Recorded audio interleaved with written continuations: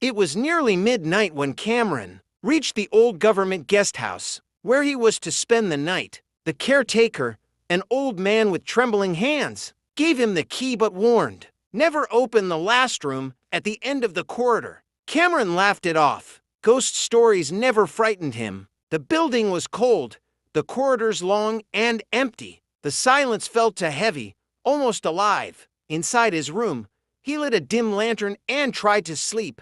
But the walls were not silent. They weren't random sounds, they were voices calling his name. "Cameron, Cameron, come to us!" His heart raced. He pressed his ear against the wall, and the whispers grew louder, urgent, desperate. Finally, unable to resist, he left his room and followed the voices down the corridor. The air grew colder with every step, his breath visible in the lantern's glow. At the end stood the last door, the one he was warned about. The whispers were now screams. "Open it!